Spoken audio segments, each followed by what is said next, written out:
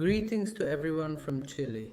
I am going to talk a bit about traumatic aortic injury based on a clinical case experienced by our group. A 25-year-old woman was in a car accident while riding as a passenger at high speed. She arrives in very serious condition at our emergency service with fractures of the sternum and left rib. Remember, she has a wrist fracture, rib and sternum fractures, a serious lung bruise, and bleeding in the brain. She has a ruptured spleen and is in shock with unstable blood pressure.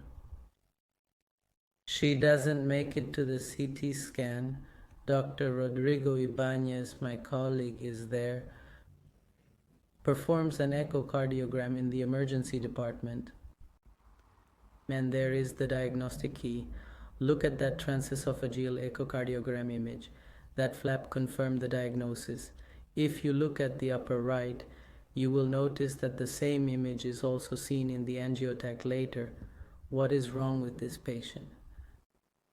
This is a complete traumatic injury with a transection of the aorta.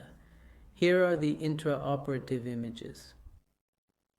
The reason Rodrigo, the group, and I made the diagnosis at that time was because of the circumstances, because the flap provided the key to the diagnosis.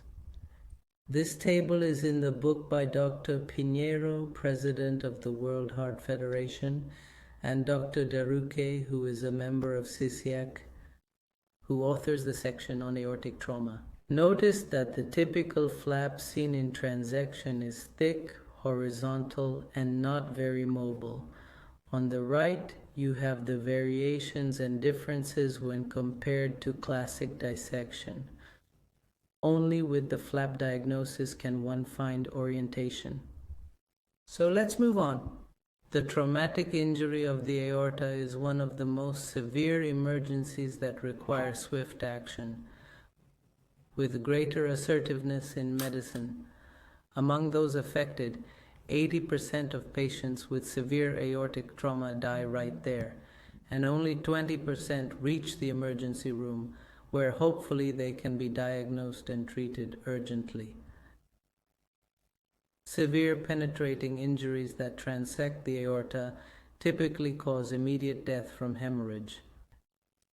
The traumatic injury of the aorta is now considered, as stated in that paper by Nina Verabajo, to be part of aortic syndrome. What are they? Usually a severe injury affecting the thoracic aorta, generally due to closed thoracic trauma, could also be open.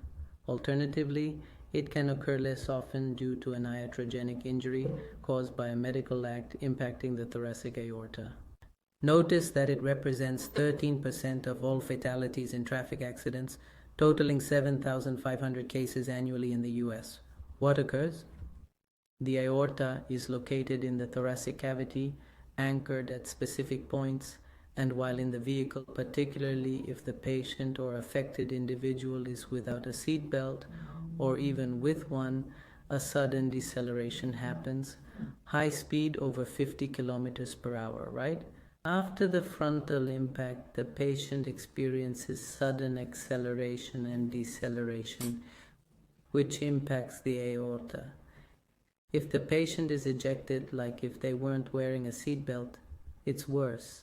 This is also seen in high-speed accidents involving people riding mountain bikes, motorcycles, or snowmobiles. The natural course, as I mentioned, is that 80% die right there, 20% reach emergency services, and look how the clock is ticking. 10 to 15% die in the following hour, and 20 to 30% in the next 6 hours, with a very low percentage surviving 24 hours and almost none. Most are dead by day 8. Thus, the key point is to suspect the diagnosis and manage it as if it were accurate. So if the fracture, the injury was traumatic, a direct rupture, immediate bleeding, but survivors often experience partial ruptures. Why? Because the intima and media ruptured, yet the middle and outer layers remain intact. enabling the patient to arrive at emergency services. It is a pseudoaneurysm. If we don't intervene, this patient will keep dilating, will continue to deteriorate, and will eventually experience a complete rupture. What mechanisms are involved? The mechanisms causing aortic injury stem from acceleration and deceleration forces. Why is that? The aorta, as shown in that drawing, is anchored at 3 levels. At the level of the root, at the distal isthmus below the subclavian, where there is a ligament, an arterial ligament that supports the aorta, and at the aorta's entry through the diaphragm, the abdominal aorta is located. At these 3 points, it is fixed. The rest of the aorta is free in the thoracic cavity. Thus, this mechanism creates a wobble, a motion, impacting those 3 points and resulting in the damage. The acceleration at those points of anchorage increases the injury, right? Flexion happens.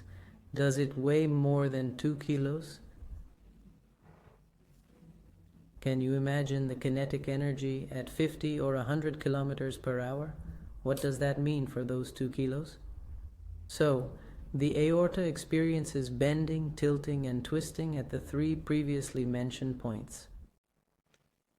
95% of injuries in accidents happen at the isthmus, while 5% occur in the proximal aorta or in the aorta subdiaphragmatic.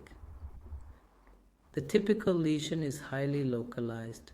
I came across this old review, take a look. It is of almost 6 millimeters in the smaller curve and 14 millimeters in the larger curve, and the length is also confined. There are 17 and 26 millimeters. That's the classic case, but other mechanisms of direct aortic damage are also invoked. The bone punch, so to speak. The trauma inflicted on the sternum and the first rib displaces both the sternum and the rib, potentially bruising the aorta directly. Our patient had a fractured sternum and a fractured first rib. That's why Dr. Ibanez immediately considered an aortic transaction.